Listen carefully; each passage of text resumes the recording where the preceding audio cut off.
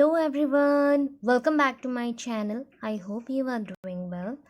सो अभी आज का सेशन हम स्टार्ट करने जा रहे हैं। तो आज का सेशन में हम क्या करने वाले हैं, that is all about CTET and TET। जो मोस्ट इम्पॉर्टेंट क्वेश्चन है एंड वो क्वेश्चन आने के चांसेस हैं, उसको हम प्रैक्टिस कर रहे हैं। तो ऑलरेडी हमने कल के वीडियो में कुछ क्वेश्चंस किया था, तो आज के वीडियो में अगेन मैं कुछ क्वेश्चंस लेके आई हूँ। जो कल का वीडियो आएगा उसमें मैथ्स के कुछ क्वेश्चंस होंगे। प्लीज़ मैथ्स में थोड़ा फोकस करिए, अदरवाइज़ मैथ्स बहुत ही डिफ़िकल्ट लगता है हम लोग सबको। सो वो करने में मतलब हम लोग ज़्यादा टाइम लेते हैं एंड टाइम शॉर्टेज की वजह से लास्ट में हमें कुछ कर नहीं आता। सो यहाँ पे नंबर 1 क्वेश्चन में आ जाता है। नंबर 1 मीन्स आज के नंबर 1 सेशन स्टार्ट हो रही है 16 से। So how children learn, which one of the following is not true with respect to this statement? So कैसे बच्चे पढ़ते हैं या फिर लर्न करते हैं, तो उसके हिसाब से यहाँ पे 4 ऑप्शंस हैं। First, children learn when they are cognitively ready. जब उनका मेंटल प्रोसेस, मतलब उनके मेंटल प्रोसेस के लिए जो इम्पोर्टेंट है दैट इज़ उसके माइंड। सो अगर उसका माइंड अच्छा है एंड वो बहुत ज़्यादा समझ सक रहा है कोई चीज़ को, दैट मीन्स वो एबल है कोई चीज़ को भी करने के लिए, तो तब करना चाहिए। या फिर option number 2, that is children learn in a number of ways, बहुत सारे वेज से पढ़ सकते हैं। Number 3, children learn as they are naturally motivated, जब वो नेचुरली मोटिवेटेड होते हैं तभी वो पढ़ते हैं। And number 4, children learn in class only, बच्चे क्लास में ही ओनली पढ़ते हैं। तो यहाँ पे पूछा गया कि कौन सा करेक्ट नहीं है स्टेटमेंट, तो आपको क्या लगता है कौन सा करेक्ट नहीं है? हाँ, नेचुरली जब मोटिवेटेड होते हैं तब भी पढ़ते हैं, बहुत सारे वेट से भी पढ़ाई करते हैं, एंड जब वो मेंटली रेडी रहता है या फिर उसका माइंड रेडी रहता है तब भी पढ़ते हैं। तो इसलिए ऑप्शन नंबर 4 इनकरेक्ट है, यहाँ पे ट्रू नहीं है, नॉट ट्रू। देन 17 पे चलते हैं हमारे नेक्स्ट क्वेश्चन पे। तो which one of the following strategies should a primary school teacher adapt to motivate her students? So which one of the following strategies, कौन सा स्ट्रैटेजीज प्राइमरी स्कूल टीचर के लिए, जो भी प्राइमरी स्कूल टीचर एडप्ट करते हैं उनके बच्चों को मोटिवेट करने के लिए, दैट मीन्स ये चीज़ है कि उनको एडप्ट करना चाहिए उनके बच्चों को एक्टिवेट करने के लिए, दैट मीन्स उनके माइंड को एक्टिवेट करने के लिए या फिर प्रमोट करने के लिए या फिर मोटिवेट करने के लिए। तो यहाँ पे हमारे पास ऑप्शंस कितने हैं, देखिए 4 ऑप्शंस अगेन आगे। तो फर्स्ट ऑप्शन है use incentives and rewards and punishment as motivating factor for each activity, कोई भी काम करने के लिए, एक्टिविटी करने के लिए मोटिवेटिंग फैक्टर्स रहता है, तो हम मोटिवेटिंग फैक्टर्स के अकॉर्डिंग यहाँ पे इंसेंटिव्स यूज़ कर सकते हैं या फिर रिवॉर्ड्स और पनिशमेंट यूज़ कर सकते हैं। तो ये चीज़ तो मेरे अकॉर्डिंग ये करेक्ट नहीं है। उसके बाद क्या है, help children set goals as per their interest and support them in working towards the same. So ये लग रहा है होगा। सो उसके बाद आता है set standard goals for the entire class, सबके लिए एक ही गोल सेट करना, ये रॉन्ग है, पूरा कंप्लीटली रॉन्ग है। एंड उसके बेसिस पे सबके अचीवमेंट को असेस करना, ये भी रॉन्ग है। तो ये हो गया ना one kind of rigid parameters, that means यहाँ पे फिक्स्ड हो गया कोई चीज़, तो यहाँ पे फिक्स नहीं करना है क्योंकि सबका गोल सेम नहीं रहता। एंड लास्टली आते हैं encourage competition for marks amongst individual student. So बच्चों को इनक्रेज करेंगे कि उनके इंडिविजुअल स्टूडेंट्स के अंदर मार्क्स का क्या लगे, कंपटीशन लगे, दैट मीन्स वो उतना प्रिपेयर करे कंपटीशन।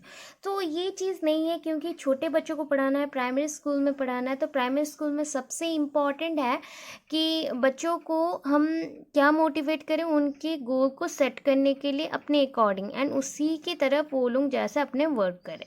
तो ये ऑप्शन नंबर 2 करेक्ट होगा इसके लिए। तो नेक्स्ट चलते हैं again, Which one of the following is the primary agent of socialization? ये तो आप जानते हैं प्राइमरी है, दैट मीन्स फैमिली। उसके बाद जो भी आता है दैट इज स्कूल एंड जो नाइबर्स रह गए, फ्रेंड्स, पीयर ग्रुप्स, ये सारे सेकेंडरी। बाद में सब मास मीडिया आ गए, उसके साथ हेरिडिटी एक्चुअली सोशलाइजिंग एजेंट है, वो फैमिली के इंक्लूड में ही आता है, दैट मीन्स रिलेशनशिप जब चलता है तब हेरिडिटी बहुत इंपॉर्टेंट होता है एंड फैक्टर्स को वो क्या करता है, ट्रांसमिट करता है one generation to next generation. अभी नंबर 19 में चलते हैं हम।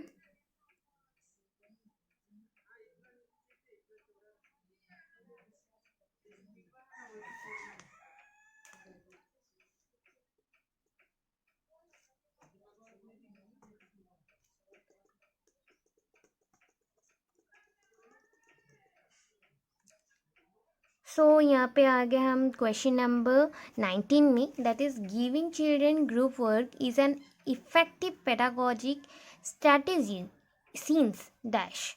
सो यहाँ पे है कि बच्चों को हम ग्रुप वर्क किए तो उनको कौन सा इफेक्टिव पेडागोजी और स्ट्रैटेजी को यूज़ करें।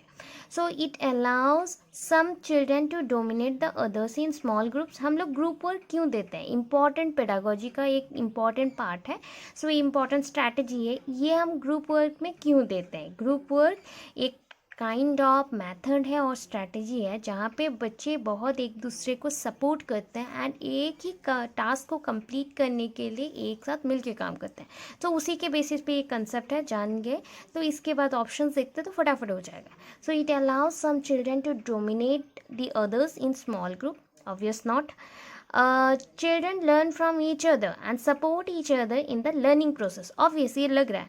So ऑप्शन नंबर 3 में चलते हैं, children will be able to do their work quickly। अपने बच्चे अगर काम को बांट ले तो बहुत फटाफट कर सकते हैं, ये भी मतलब सही है, बट उससे भी बेटर ऑप्शन ऊपर वाला था। And if helps to reduce the teacher's work. So बच्चे एक साथ मिलके क्यों काम करें, बिकॉज वो टीचर्स का जो भी टास्क है उसको रिड्यूस करना चाहते हैं, इसलिए। सो यहाँ पे ऑप्शन नंबर 2 सबसे अप्रोप्रिएट है, बिकॉज उसके बाद आपका ऑप्शन नंबर 3 भी करेक्ट है, बट सबसे अप्रोप्रिएट है ऑप्शन नंबर 2। सो 19 का 2 होगा। देन 20 में चलते हैं, ये child with normal intelligence shows difficulty in reading and comprehending language. It indicates that child is showing symptoms of dash. Reading में डिफिकल्टी हो तो उसको बोलते हैं डिसलेक्सिया, अगर कैलकुलेशन में हो तो डिसकैलकुलिया, अगर कोई ड्राइंग और ग्राफ मेकिंग में कोई इश्यूज हो रहे हैं तो उसको बोलते हैं डिसग्राफिया।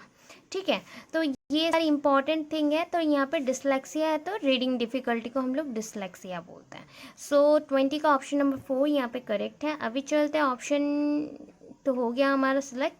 21 में चलते हैं, the period of infancy. Infancy का पीरियड आप खुद जानते हैं, ये 0 to 1 ईयर और 0 to मैक्सिमम में कहीं कहीं है 2 ईयर्स तक। तो आपको कन्फ्यूज़न होगा कि कुछ कुछ बुक्स में 0 to 2 ईयर्स भी है, 0 to 1 ईयर्स भी है, बट 0 to 1 ईयर्स सबसे अप्रोप्रिएट है। अगर 0 to 1 ईयर कोई ऑप्शन नहीं होता तो आप 0 to 2 ईयर्स यहाँ पे टिक कर सकते थे। तो option number 4 is correct. Number 22 पे चलते हैं, according to Piaget a child between 2 to 7 years, 2 to 7 years age is in the dash stage of cognitive development. यहाँ पे 4 ऑप्शंस हैं। सो उसके बाद चलते हैं नेक्स्ट क्वेश्चन में, अकॉर्डिंग टू पियाजे हम जो कर रहे थे अभी, ये child between 2 to 7 years is in the dash stage of cognitive development. बच्चों का कौन सा चीज़ 2 to 7 में होता है। 0 to 2 ईयर्स आप जानते हो ऑलरेडी सेंसरी मोटर है, तो उसके बाद जो आ रहा है प्री ऑपरेशनल है, preoperational then concrete then formal. तो ये चीज़ ऐसे सीक्वेंस में जाएगा। 2 to 7 ईयर्स कौन सा स्टेज है, preoperational, option number 4। Then आपको हमेशा जितने भी मैंने CTET क्वेश्चंस के वीडियोस बनाए उसमें ये पियाजे का मोस्ट इम्पॉर्टेंट कंसेप्ट है कि वो आएगा ही आएगा, इस बार भी आएगा। सो आप उसके अकॉर्डिंग जितने भी क्वेश्चंस हैं उसको कर लें। स्कीमास क्या है, एसिमुलेशन क्या है, अडाप्टेशन क्या है, एकोमोडेशन क्या है, ये सारे पोर्शंस को कंप्लीट करें तो बेटर रहेगा। अभी आते हैं नंबर 23 में, that is development proceeds from. ये सबसे इम्पॉर्टेंट है एंड ये फर्स्ट या सेकंड पेज में रहता है आपके चाइल्डहुड ग्रोइंग अप की बुक में, या जो आपका चाइल्ड पर्सपेक्टिव्स हैं, दैट मीन्स कैसे ग्रोथ होता है उसका, ग्रोथ एंड डेवलपमेंट उस बुक में है। That is general to specific होगा, स्पेसिफिक टू जनरल, या complex to hard, simple to easy. Simple to easy, complex to hard ये दोनों तो ऑप्शन भी नहीं है, बिकॉज ऑलवेज डेवलपमेंट प्रोसीड करता है एक जनरल से देन स्पेसिफिक के तरफ, स्पेसिफिक टू जनरल नहीं होगा। ऑल ओवर हम लोग छोटे बच्चे हैं, उसके बाद धीरे धीरे धीरे धीरे ग्रो किया तो आपका मेंटल डेवलपमेंट हुआ, इमोशनल हुआ, फिजिकल हुआ, देन IQ लेवल इंक्रीज किया, सोशल हुआ, तो बहुत कुछ होता है, लैंग्वेज हुआ, तो उसके according general to specific development proceed करता है। उसके बाद चलते हैं नंबर 24 में। तो 24 में हम क्या देख रहे हैं, when adults adjust to the assistance they provide to facilitate progression of the child from current level of performance to potential level of performance, it is called dash. ये इसको आपको मैंने बताया था कि कोई अगर फैसिलिटी प्रोवाइड कर रहा है, तो यहाँ पे देखिए एडल्ट के अंडर और एडल्ट के मतलब गाइडेंस में अगर कोई बच्चा एक लेवल से दूसरे लेवल को जाता है या परफॉर्मेंस लेवल उसका इंक्रीज होता है, करंट लेवल से थोड़ा इंक्रीज होता है या डेवलप्ड होता है, तो उसको हम स्काफोल्डिंग बोलते हैं. ये कोलैबोरेटिव लर्निंग नहीं है, पार्टिसिपेटरी भी नहीं है, प्रॉक्सिमल डेवलपमेंट नहीं है. प्रॉक्सिमल डेवलपमेंट अलग है एंड स्काफोल्डिंग अलग है. तो ये होगा आपका स्काफोल्डिंग. ये कहाँ पे है, ये क्वेश्चन बाइगोट्स्की के कंसेप्ट से आया है. सो अभी चलते हैं, ये तो आप जान गए 24 का ऑप्शन नंबर 1 करेक्ट होगा. अभी चलते हैं 25 का क्वेश्चन है, the process of changing the existing schemes to include new information is called. Process of changing the existing schemes, कोई स्कीम को अगर चेंज करना, उसमें न्यू इन्फॉर्मेशन डालना हो तो हम उसे क्या बोलते हैं. अभी मैंने बोला था ये कंसेप्ट पियाजे से आया है, पियाजे का जो कॉग्निटिव डेवलपमेंट उसमें है. ये चीज़ को बोलते हैं एसिमिलेशन. एकोमोडेशन नहीं, एकोमोडेशन रहने के जैसे अगर कोई चीज़ आए दैट मीन्स वहाँ पे रहना या स्टे करना उस अकॉर्डिंग. और एगोसेंट्रिज्म दैट इज़ मैं ईगोइस्टिक हूँ या फिर बहुत ही ज़्यादा खुद के बारे में थिंक करती हूँ, वैसा होगा. एडाप्टेशन कोई चीज़ को एक्सेप्ट करना, कोई सिचुएशन को, कोई इन्फॉर्मेशन को ऐड करना, वो होता है एसिमिलेशन. या कोई चीज़ को जमा करना हो वो हो गया एसिमिलेशन. तो ऑप्शन नंबर 1 इज़ करेक्ट. अभी चलते हैं 26 में. In middle childhood speech is more dash. Middle childhood means ये पूरे अर्ली चाइल्डहुड नहीं है, ये सारे 7 to 11 ईयर्स के बच्चे हैं जो वो ईयर्स के हैं. तो ये जो मिडिल चाइल्डहुड के बच्चे हैं ये बहुत ही ज़्यादा क्या होते हैं ना, सोशलाइज्ड होते हैं पहले रेदर देन ईगोइस्टिक. बिकॉज और ईगोसेंट्रिक नहीं हो सकती ये बच्चे, क्योंकि ये छोटे हैं. तो ये बहुत ही आराम से क्या करते हैं, एक दूसरे के साथ मिल जाते हैं, घुल मिल जाते हैं. ये बहुत ही ज़्यादा इगोइस्टिक नहीं होते. एक आध बच्चों का अलग है बट ऐसे होता है. तो इस प्रोसेस को मिडिल चाइल्डहुड है तो सोशलाइज्ड एंड इगोसेंट्रिक बोल सकते हैं. ठीक है. सो ऑप्शन नंबर 1 इज़ करेक्ट. यहाँ पे मैच्योर इमैच्योर नहीं होगा, एनिमिस्टिक एंड सोशलाइज्ड भी नहीं होगा, इगोसेंट्रिक एंड सोशलाइज्ड नहीं होगा, सोशलाइज्ड एंड इगोसेंट्रिक होगा. 27 में चलते हैं अगेन. सो नेक्स्ट क्वेश्चन है हमारा 27 number, that is child centred education involves dash. So child centred education involves क्या क्या इन्वॉल्व कर सकता है. फर्स्ट ऑप्शन है चिल्ड्रन सीटिंग इन ए कॉर्नर. ये चाइल्ड सेंटर नहीं है.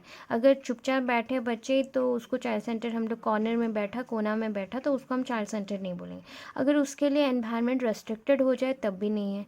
एंड वो कोई गेम में पार्टिसिपेट नहीं कर रहा या फिर अपना रोल प्ले नहीं कर रहा तो भी नहीं है. तो चाइल्ड सेंटर क्या है, जो hands on activities for kids जो हम लोग करेंगे बच्चों के लिए, उनको मोटिवेटेड करने के लिए एंड उनको अच्छे से समझाने के लिए. So that hands on activities on और for kids. So option number 4 is correct for this question. So अभी और नेक्स्ट में चलते हैं, दैट इज़ ये हमारा 28 नंबर जो रह गया उसको करते हैं. 28 नंबर में क्या है देखो, ये है आपका question. The class teacher observe Raghav in her class playing melodious self imposed और self composed music on his keyboard. The class teacher thought that Raghav seem to be high in dash intelligence. तो कौन से टाइप का intelligence उसमें ज़्यादा है वो देखा गया है. तो कौन से टाइप का इंटेलिजेंस उसमें ज़्यादा है ये देखिए. द क्लास टीचर ऑब्जर्व किए, क्लास टीचर ने ऑब्जर्व किया राघव में in her class playing melodious self composed music on his keyboard. उसके कीबोर्ड में जो उसके क्लास में हुआ मेलोडियस सॉन्ग उसने प्ले किया. सो क्लास टीचर ने बोला राघव बहुत ही ज़्यादा म्यूज़िकल इंटेलिजेंस से भरा हुआ है, मीन्स उसमें म्यूजिकल इंटेलिजेंस हाई है. सो बाकी बॉडीली काइनेस्थेटिक नहीं हो सकता, लिंग्विस्टिक स्पेशल नहीं हो सकता. तो ऑप्शन नंबर 2 इज़ करेक्ट. अभी क्वेश्चन नंबर 29 पे चलता है, that is when a teacher considers boys as naturally better at mathematics than girls, it shows that the teacher is dash. अगर हम लोग कहीं पे भी कंपैरिजन वाला ऑप्शन लाते हैं ना, दैट मीन्स इस चीज़ में बॉयज़ अच्छे हैं गर्ल्स अच्छे नहीं हैं, या गर्ल्स अच्छे हैं बॉयज़ अच्छे नहीं हैं, तो ये चीज़ आँख बंद करके सोच सकते हैं ये जेंडर बायस्ड है, ठीक है, और जेंडर स्टेरियोटाइप्स हैं। तो option number 1 is correct for this question. बाकी right minded, moralistic and ethical नहीं हो सकते। फिर चलते हैं लास्ट क्वेश्चन में। Inclusive education assumes that we should change the dash to fit the dash.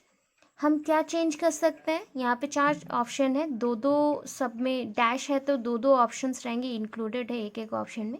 System, child, child environment, environment family, child system.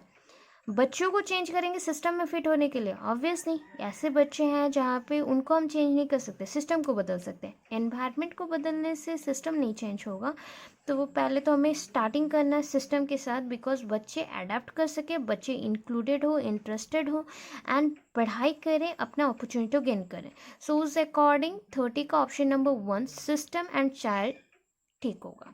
That means inclusive education assumes that we should change the system to fit the child। इतना है। इसके बाद कल मैं लेके आने वाली हूँ मैथ्स के क्वेश्चन, कुछ मैथ्स करने पड़ेंगे, बहुत डिफिकल्ट लगता है तो मैथ्स को करना पड़ेगा, सॉल्व करना पड़ेगा। कुछ जेन्युइन सा क्वेश्चंस अगर आप सॉल्व करने लग गए हैं देन ऑल ओवर आप 10 क्वेश्चंस तो एग्ज़ाम्स में कर ही लेंगे, तो मैक्सिमम आपको मार्क्स मिल जाएंगे, ठीक है। सो आई होप आज का वीडियो आपको अच्छा लगा हो। Maximum to maximum student please और व्यूअर्स प्लीज़ चेक करें वीडियो को, एंड तक देखें एंड शेयर करें अपने फ्रेंड्स के साथ, अपने जो भी कलीग हैं उनके साथ शेयर कर सकते हैं। अगर आपको और कुछ एक्स्ट्रा चाहिए तो कमेंट बॉक्स में कमेंट कर सकते हैं।